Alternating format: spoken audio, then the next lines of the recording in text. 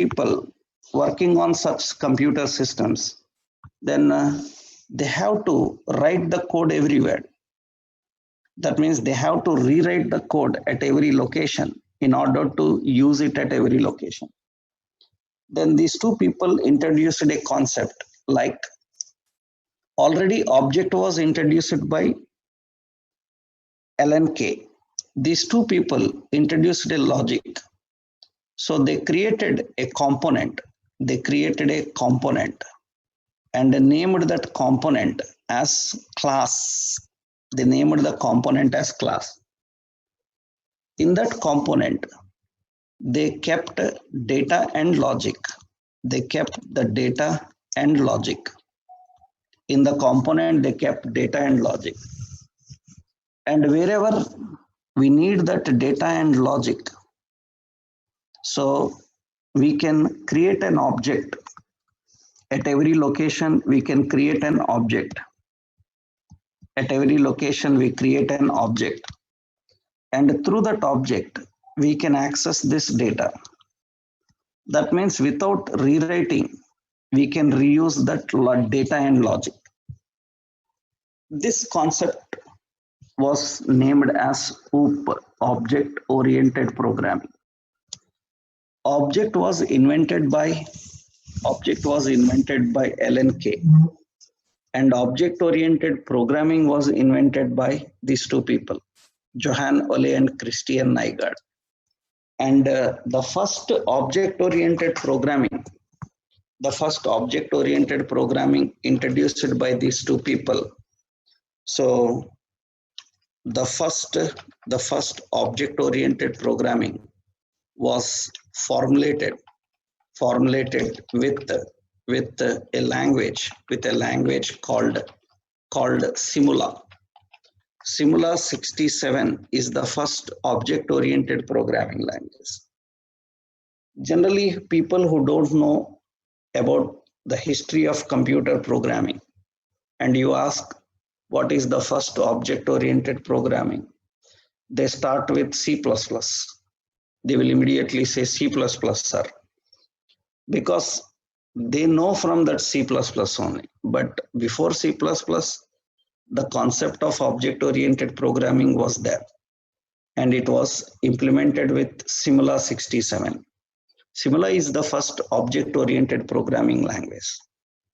And what is the main concern of this? So it introduced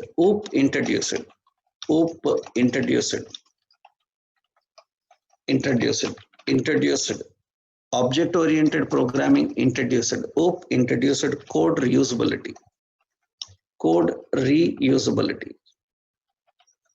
reusability into computer programming. So code reusability was introduced by these two people. So Johann Ole, Christian Nygaard. So object was designed by LNK. Object-oriented programming was designed by these two people. Later, what happened is, later in 1970s, Trygve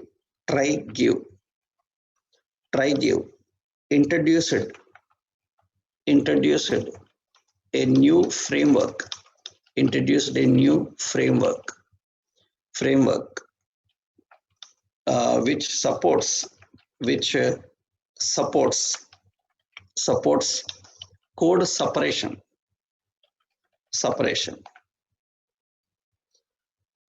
Later in 1970s, Trygve introduced a new framework which supports code separation. That means not only reusing the code can be cleanly separated. So the framework was named as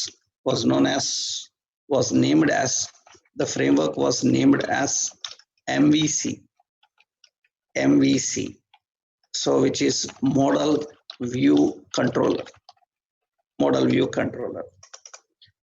So code reusability introduced by Johann Ole and Christian Nygaard. Code separation was introduced by Trygve. He introduced a framework called MVC, and which made the object-oriented programming more better in functionality. So actually, so it was MVC was first formulated. So with the small talk, it was first used with a language called Smalltalk. It was used with a language called Smalltalk. So after that, every technology is using this framework. Java, it uses this framework by name Spring. PHP uses this framework by name Cake PHP Code Igniter. .NET uses this framework by name ASP.NET MVC. And Python uses this framework by name Django Flask. That means code separation and code reusability were introduced into computer programming. And we started using this into computer programming. After that, in 1975, so in 1975 on, in the early 1975, C++ came. After that, in early 1990, Java came, right? So from Java onwards, object-oriented programming became popular among developers. After that, other technologies came into market with object-oriented programming. But these are the main players of object-oriented programming in the early days. So this is a brief history of how actually object-oriented programming came. Now, important, what are the features? What are the features of object-oriented programming? The first feature of object-oriented programming is code reusability. Code reusability. Second one, code separation.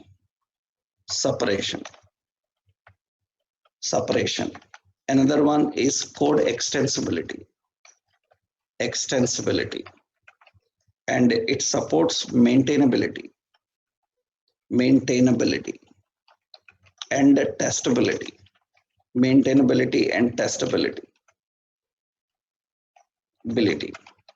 That means actually loosely coupled architecture. And so loosely coupled architecture so that it can be easily extended, so that it can be easily tested. Each and every part can be easily tested. So these are some of the key important features of object-oriented programming. The main features: code reusability, code separation, extensibility, maintainability, testability, and even it introduced code security. So it prevents the code so that you have written. This is all where we can challenge people who says JavaScript is OOP.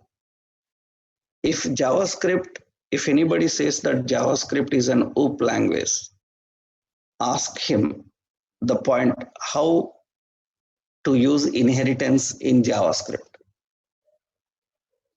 And he will not have any answer for that. And ask him, right, how I can make any object as private, right? Then he will not have any answer for that. Then you can ask him, then how you can say it is completely OOP language, right? If it is not supporting extensibility, if it is not supporting, means pure extensibility, and it is not supporting pure security, then how you can say that it is an OOP language? An OOP language means it should support all this. So some features of OOP are supported in JavaScript, but it is not complete OOP language. OOP language means it should support all these features.